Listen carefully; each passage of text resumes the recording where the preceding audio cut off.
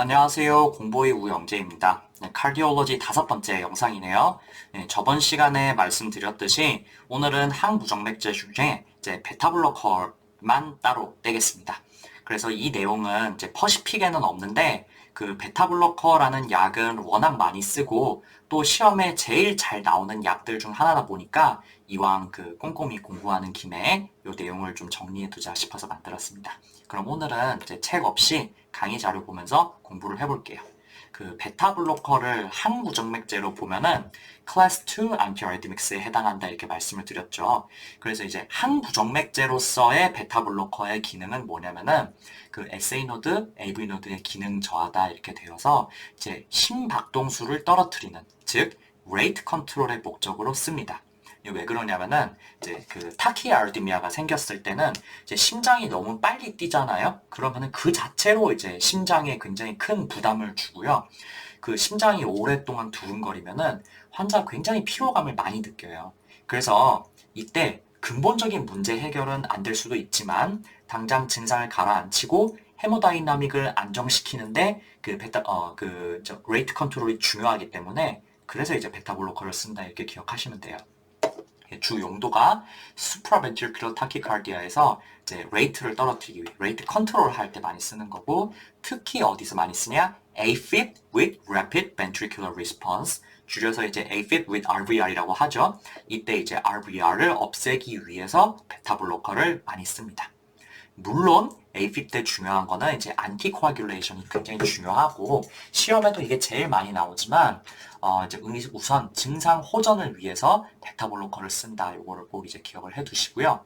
그 다음에 페오크로모사이토마나 아니면 하이퍼사이로이디즘 있을 때도 이제 그 심파테틱 너브 시스템이 지나치게 활성화돼서 심장이 굉장히 매우 빠르게 강하게 뛸 수가 있는 거죠. 그래서 여기서 이제 베타 블로커로 심박수를 조절하는 게 증상 호전에 굉장히 도움이 된다. 이렇게 알고 계시면 되겠습니다.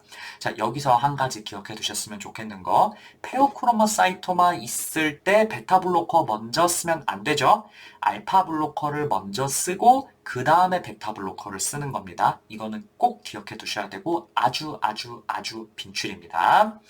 그 다음에 이제 Atrial Premature Complex, APC나 아니면은 Premature Ventricular Contraction, PVC가 있을 때도 이제 베타 블로커를 쓸 수가 있는데, 요때는 조금 얘기가 달라요. 이제 heart rate를 조절하기 위한 목적이 아니고, 이제 그 심근세포의 반응성을 떨어뜨려서 요런 이제 premature 빛이 잘 생기지 않도록 하는 그런 효과를 기대하고 쓰는 거고요. 시험에서는 사실 요 FC나 PVC가 대부분 무증상인데 우연히 발견된 걸로 나오기 때문에 답이 reassurance and observation입니다.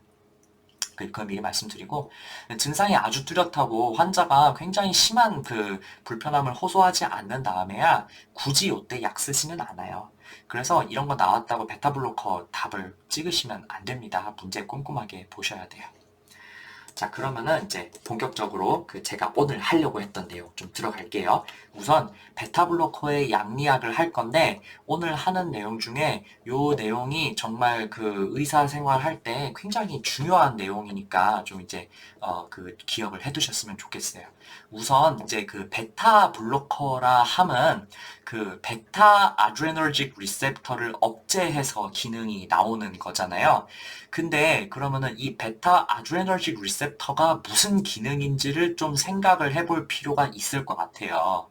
그러면은 이제 베타 아드레너직 리셉터라고 하는 거는 결국 sympathetic nerve system 앞으로 SNS라고 할게요. 너무 기니까 이거랑 상관이 있는 거잖아요. 그러니까 교감신경계를 상관이 있는 건데 요 SNS는 흥분할 때, 격렬히 움직일 때 작용을 하는 거잖아요. 이제 그렇게 생각하시면서 요 내용을 암기하시면 조금 도움이 될 것 같아요.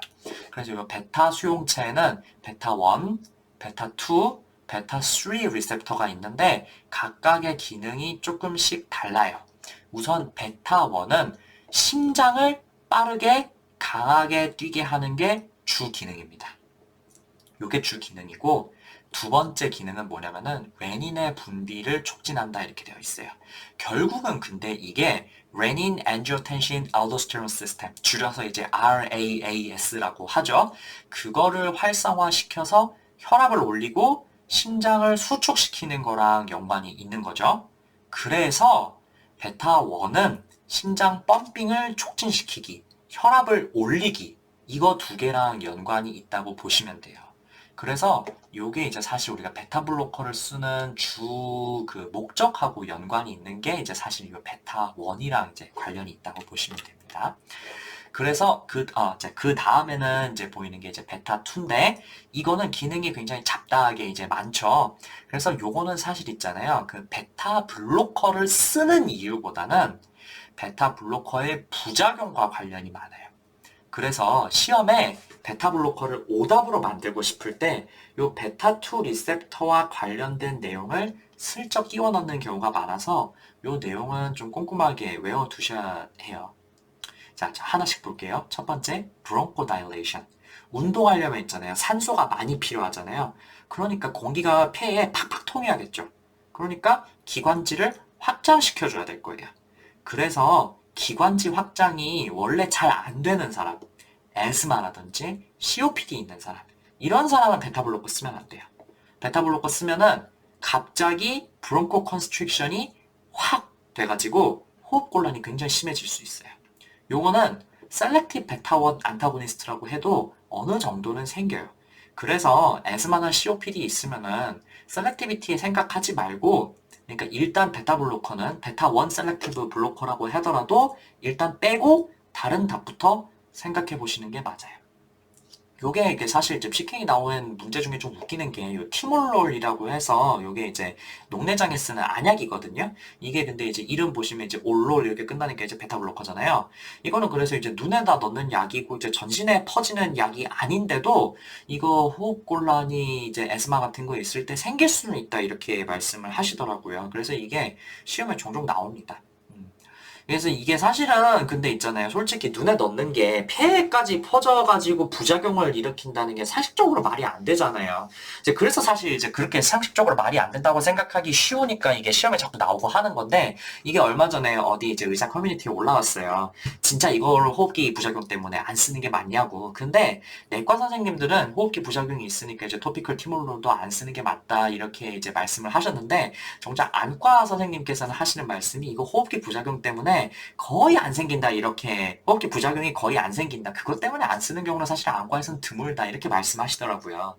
근데 어쨌든 그러니까 사실 이게 굉장히 드문 부작용이다 이렇게 생각을 하실 수가 있어요. 근데 일단 생기면 의료사고로 고소 먹을 수 있는 내용이니까 자꾸 나오는 내용 같기는 해요. 그렇지만 어쨌든 시험에는 잘 나오니까요. 다시 한번 말씀드릴 테니까 꼭 기억하세요. 에스마나 COPD 나오면은 머시기 올롤 이렇게 붙은 베타블로커는 일단 안 쓰는 걸로 해둡시다. 그 다음에 베이소다일레이션. 이제 운동할 때 근육으로 혈액이 쫙쫙 가야 되잖아요. 그래서 이제 혈관 확장을 시켜주는 겁니다. 그래서 peripheral artery disease, 혈관이 막힌 질환들, 요럴 때 이제는 가능한 베타블로커는 안 쓰는 게 좋겠죠. 그 다음에 이제 세 가지 에너지를 내려면 있잖아요. fatty acid랑 글루코즈를 공급을 해줘야 되잖아요. 그래서 이제 라이폴라이시스랑 글라이코제놀라이시스 이거를 시켜줘야 되고요. 그 다음에 동시에 팬크리아틱 셀에서 베타셀에서 인슐린 릴리즈가 증가합니다. 요게 조금 헷갈리니까 기억하세요. 이제 사실 인슐린은 있잖아요. 라이폴라이시스도 억제하고 글라이코제놀라이시스도 억제하는 효과가 있거든요. 근데 베타2 리셉터는 라이폴라이시스로 패티 애시드 릴리스도 촉진시키고, 그 다음에 글라이코제놀라이시스를 통해 가지고 글루코스도 올려주는 역할이면서 동시에 인슐린을 내보내 가지고 얘네 둘을 억제하는 기능이에요. 이게 굉장히 이상하죠. 모순되는 것처럼 그렇게 보이는데 저는 이렇게 생각했어요.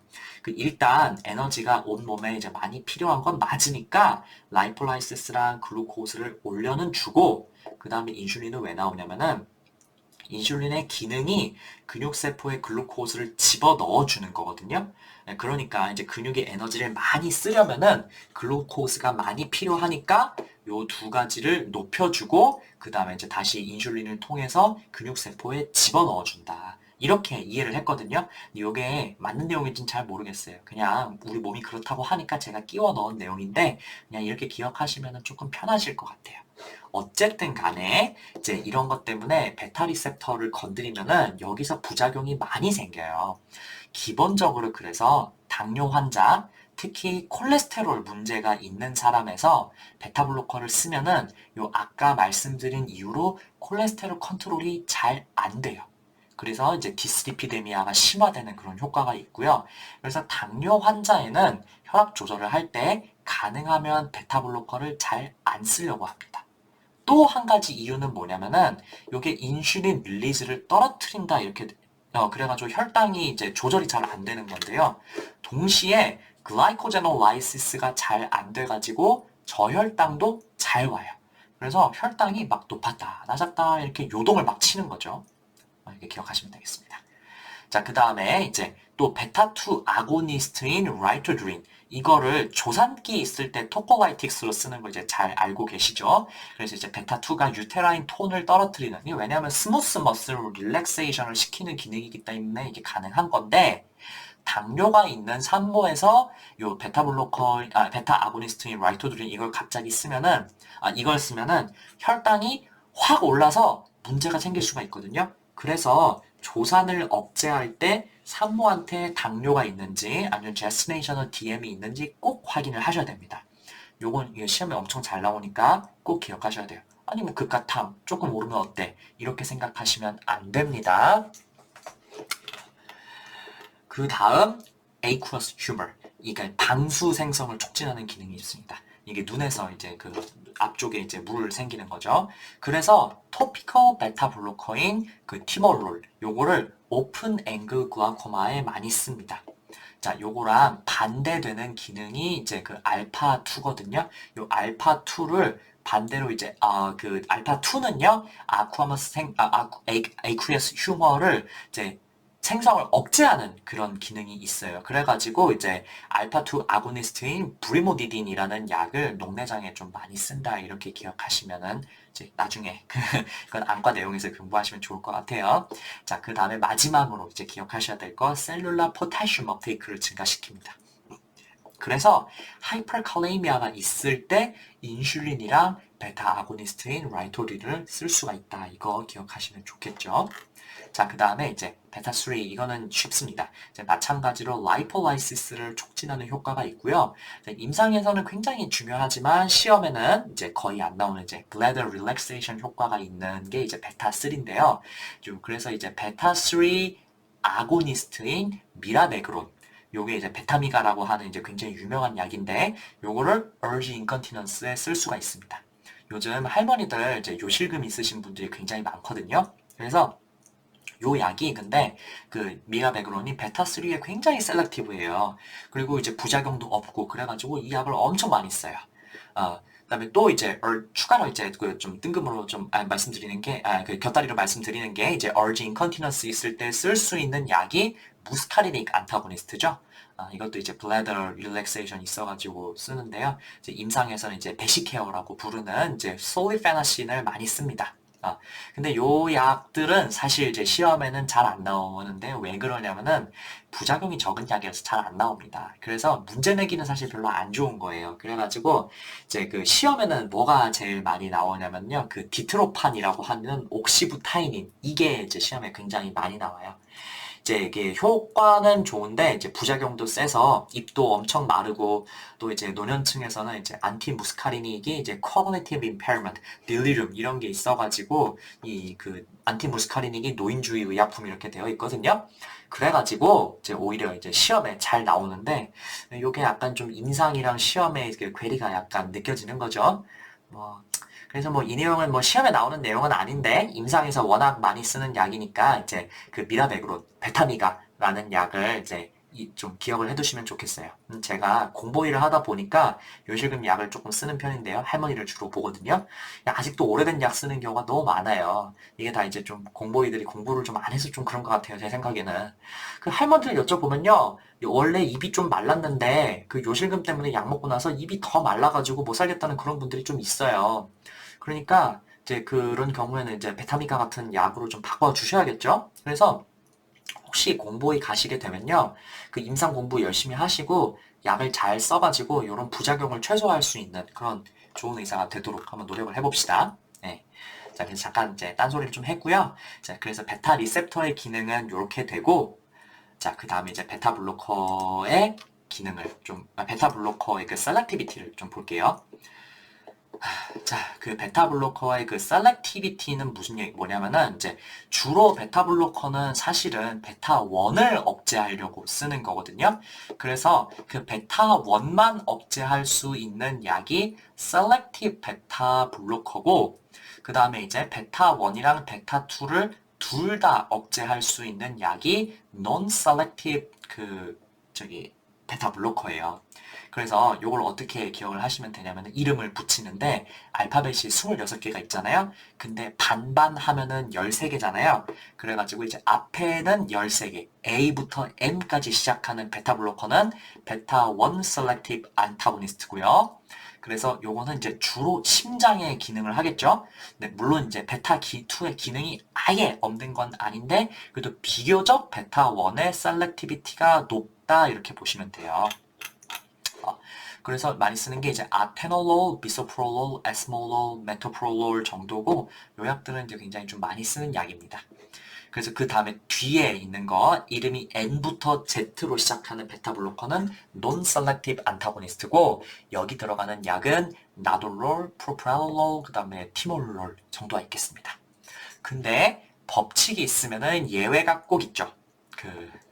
그래서 이제 알파랑 베타 블로커 기능을 동시에 하는 애들이 있는데요. 그게 이제 심부전에 많이 쓰는 카베딜롤, 그 다음에 이제 하이퍼텐시브 이머전시에 쓰는 라베탈롤입니다. 이제 이게 얘네들은 자세히 보시면은 이제 베타 블로커가 원래 이름이 올롤로 끝나는데 전미사가 올롤 이렇게 되거든요. 근데 올롤로 끝나는 게 아니고 조금 이름이 다르죠. 이제 요새 카베딜롤, 라베탈롤 얘네가 이제 알파랑 베타 안타고니스트 기능을 한다. 요게 이제 스텝 1에 잘 나오는 내용이니까 좀 기억을 해두시고요. 마지막으로 네비볼롤. 이제 이거는 이제 특이하게 N으로 시작하지만 N으로 시작하고 이름도 그냥 올롤 이렇게 끝나는데 베타 1 셀렉티브 블로커고요. 동시에 이제 나이트릭 옥사이드 NO 가스 생성을 촉진해가지고 시스테믹 바스큘러 레지스턴스를 떨어뜨리는 효과가 있는 아주 특이한 약입니다. 그래서 이제 요것도 이제 스텝 1 시험에 종종 나오니까 기억을 해두셨으면 좋겠습니다. 그래서 이 베타 블로커를 어디에 쓰냐면요. 우선은 이제 엔자이나 아니면은 MI 있을 때 심장의 수축력을 떨어뜨리고 이제 산소 소모량을 줄여가지고 이제 증상 개선 및 생존율 개선에 굉장히 큰 도움이 된다 이렇게 되어 있고요. 그 다음에 또 이제 글라우코마 요거는 이제 토피컬 티몰롤 이걸 써가지고 aqueous humor의 생성을 줄일 수 있다 이렇게 말씀을 드렸죠. 또 그 다음에 참 많이 쓰는 게 heart failure 이거 이때 이제 모탈리티를 떨어뜨리기 위해서 이 약을 많이 쓰는데 요때 요거는 꼭 기억하셔야 돼요. 아무 약이나 다 되는 게 아니고 비소프롤롤, 그 다음에 카베딜롤, 메토프롤롤, 그 다음에 네비볼롤 이거 네 가지만 쓸 수가 있거든요. 요 네 가지만 되는 거 꼭 기억하셔야 돼요. 심부전에서 베타 블로커를 답으로 내는데 꼭 이제 아테놀롤이나 아니면은 프로프라놀 같은 거를 이제 답가지에 이제 끼워 넣을 수가 있어요. 근데 이제 심부전인데 베타 블로커 쓴다고만 기억하고 있다가 틀리기가 굉장히 쉽거든요. 그러니까 요 내용은 조금 꼭 기억하셨으면 좋겠습니다. 그 다음에 또 고혈압일 때도 베타 블로커 쓸 수 있는데 사실 고혈압만 있으면은 이제 단독으로 베타 블로커를 잘 쓰지는 않아요. 근데 어쨌든 간에 이제 심장의 컨트랙터리티를 떨어뜨리고 그다음에 레닌의 시크리션을 줄일 수 있어가지고 이제 요 약을 이제 이런 기전으로 쓴다. 요거는 기억하셨으면 좋겠고요.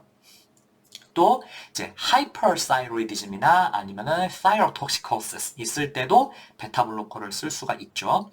그래서 요거는 이제 심장의 부담을 줄인다. 이제 허트 레이트를 떨어뜨릴 수가 있고 또 그 다음에 트레머를 줄일 수가 있다. 이제 하이퍼사이로이즘 있으면 이제 손도 약간 부들부들 이렇게 떨거든요. 그거 이제 줄일 수 있는 기능이 있습니다. 근데 요때는 주로 뭘 쓰냐면은 프로프라놀롤을 많이 써요. 왜냐면은 요 약이 이제 T3에서 T4에서 T3로의 컨버전 이거를 줄일 수가 있어요. 그래서 요 내용이 역시 스텝 1에 나오고 이제 스텝 2에도 요 내용은 종종 나오거든요. 그러니까 좀 기억을 해두시는 게 좋을 것 같아요. 그 다음에 또 어디 쓰냐면은 hypertrophic cardiomyopathy.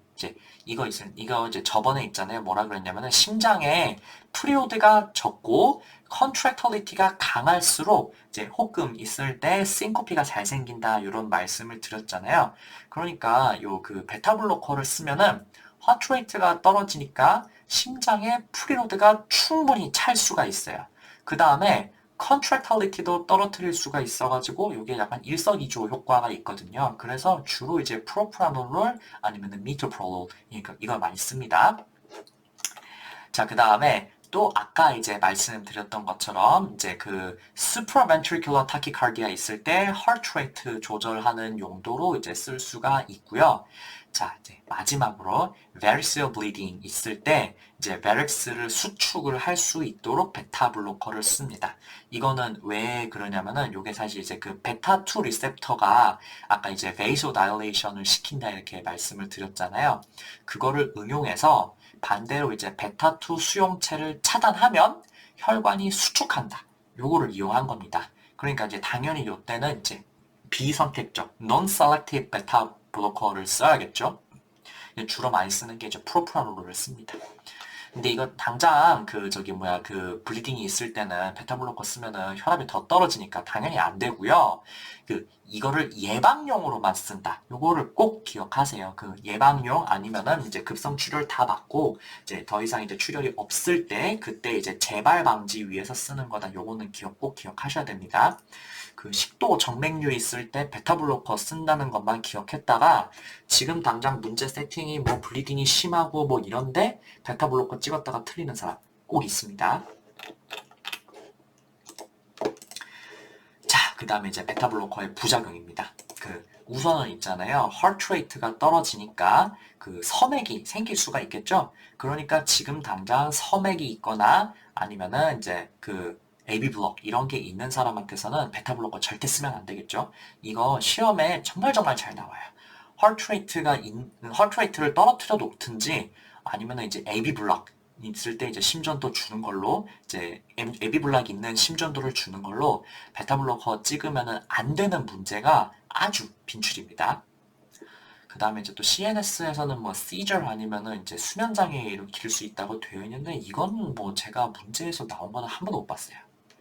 그 다음에 요 내용이 좀 중요하죠. 당뇨 환자에서 베타 블로커를 쓰면은 첫 번째 콜레스테롤 조절이 안 되고 그 다음에 당 조절도 안 되고 당 조절 안 되면서 동시에 그 하이포글라이시미아도 잘 생겨요.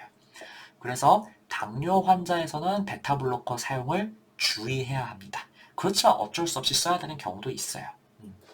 자, 그 다음에 이제 asthma 아니면 COPD 이런 거 있을 때 베타 블로커 금기다 이렇게 말씀드렸습니다.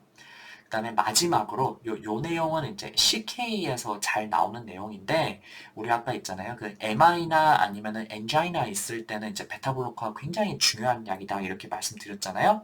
이게 왜 그러냐면은 이제 근데 이게 있잖아요. 코카인을 썼을 때 전신 혈관이 수축하면서 어큐트 코로너리 신드롬을 일으킬 수가 있거든요. 근데 있잖아요. 어큐트 MI 있을 때 베타 블로커 빨리 줘야 되잖아요. 근데 코카인에 의한 MI에서는 절대 베타 블로커를 쓰면 안 되고 벤조다이아제핀을 써야 돼요. 이게 왜 그러냐면은 베타 수용체가 베타2를 그러니까 혈관을 여기 왜 그렇게 되냐면은 이제 아드레너직 리셉터가 확 활성화되면서 혈관이 수축을 하는 거거든요. 근데 아드레너직 리셉터에는 알파도 있고 베타도 있잖아요. 그래서 이때 이제 혈관이 수축해가지고 MI가 생기는 이유는 주로 알파1 때문에 그렇게 되는 거예요. 알파1이 베타2랑은 반대로 혈관을 수축시키는 기능이 있잖아요. 근데 그때 어느 정도는 베타2 리셉터도 활성화가 되어 있기 때문에 알파1에 의한 베이소 컨스트릭션을 베타2가 약간 베이소다일레이션 시켜가지고 보상시켜주는 효과가 있어요. 근데 이때 베타 블로커를 쓰면은 베타에 의한 베이소다일레이션 효과가 전혀 없어져요. 확 없어져요. 그렇기 때문에 unopposed alpha adrenergic receptor 때문에 급격하게 전신의 혈관이 수축할 수가 있어요. 그래서 ischemic organ failure가 발생할 수 있다 이렇게 되어 있거든요. 근데 이게 굉장히 비슷한 게 뭐에서 그렇게 보이냐면은 페오크로모사이토마예요. 요거에서도 이제 그 아드레너직 그 저기 뉴로트랜스미터들이 이제 몸으로 막 나오잖아요. 그래가지고 이제 그 저기 뭐야 혈관이 수축해가지고 혈압이 올라가는 건데 이때도 제가 아까 뭐라 그랬냐면은 베타블로커 먼저 쓰면은 절대 안 된다 이렇게 말씀을 드렸잖아요. 요거도 원인이 비슷해요. 그래서 그 페오크로모사이토마에서도 이제 unopposed alpha adrenergic stimulation을 방지하기 위해서 알파 블로커인 페녹시벤자민을 먼저 쓰고 그 다음에 허트레이트를 조절하기 위해서 베타 블로커를 쓰는 거죠. 자, 그래서 이제 페오크로모사이토마에서는 이제 알파 블로커를 반드시 먼저 써야 된다. 이거 기억하시고, 그다음에 코케인에서는 코카인에 의한 이제 에지아이나 발생했을 때는 벤조디아제핀을 먼저 쓴다. 이거 반드시 기억하셔야 됩니다. 이 CK에서 초빈출입니다. 꼭 기억해 두셔야 돼요. 마지막으로 당뇨 환자에서 베타블로커를 주의해서 사용해야 되는 이유를 한 번만 더 짚고 넘어갑시다.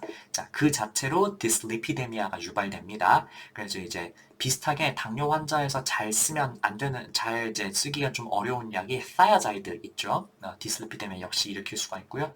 그 다음에 이제 인슐린 분비가 억제됩니다. 그래가지고 그 당 조절이 잘 안 되고요. 마지막으로 거꾸로 이제 하이포글라이세미아도 잘 생기고 근데 하이포글라이세미아가 생기면은 우리 몸이 있잖아요. 그걸 보상하기 위해서 심파테틱 액티비티가 확 증가해요.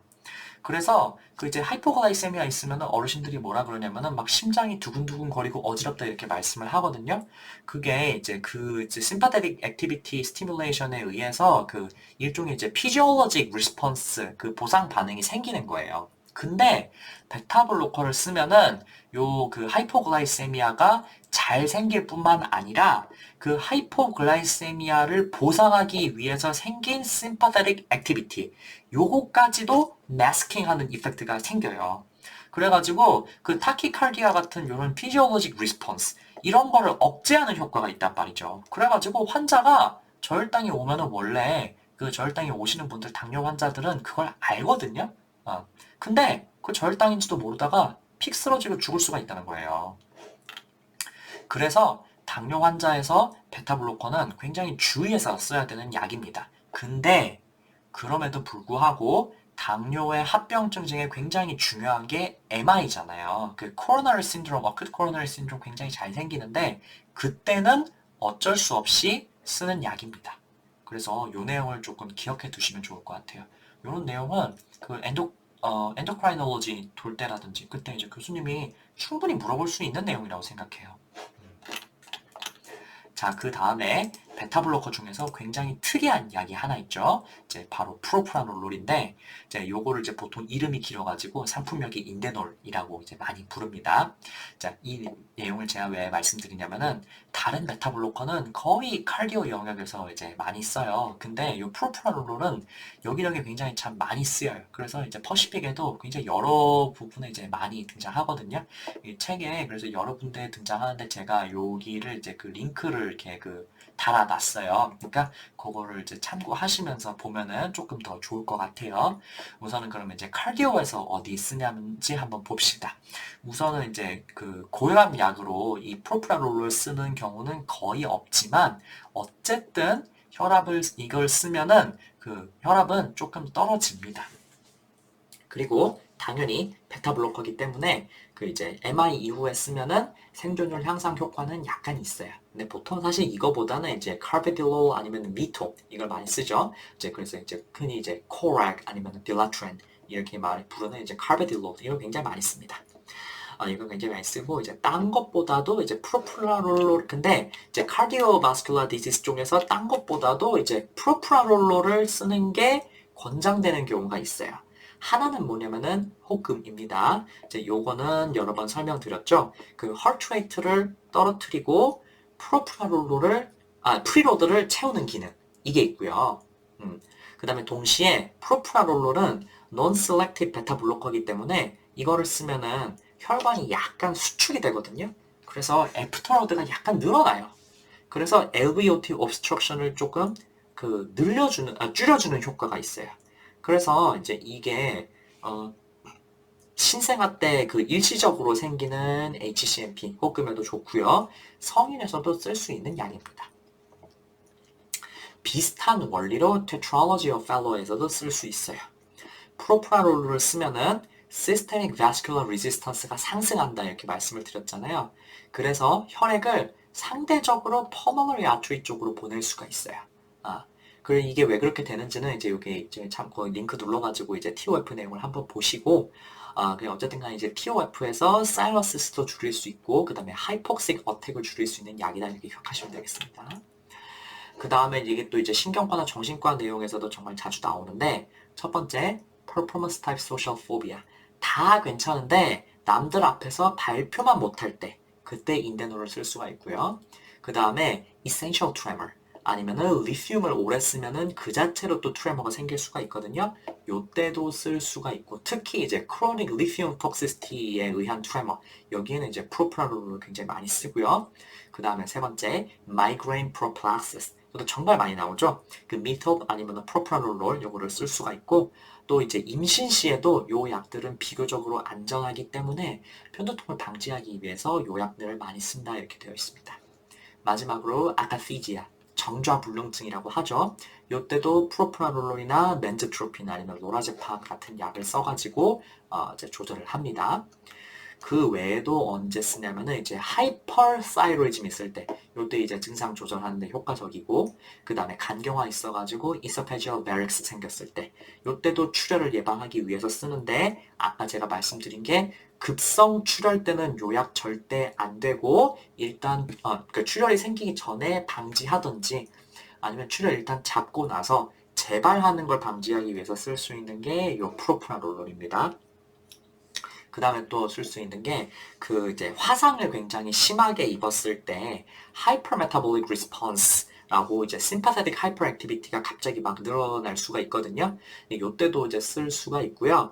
또 마지막으로 또 infantile hemangioma 라고 해가지고 이제 어린애들 얼굴에 빨갛게 혈관종 생기는 경우가 있는데 이때도 topical propranolol 쓸 수가 있습니다. 근데 요거를 쓰면 안 되는 이제 금기들이 역시 또 자주 나와요. 그러니까 이제 꼭 기억을 하셔야 되겠습니다. 베타블로커 고르기 전에 무조건 뭐 있는지 봐야 된다. 에스마나 아니면은 COPD 있는지 보셔야 됩니다.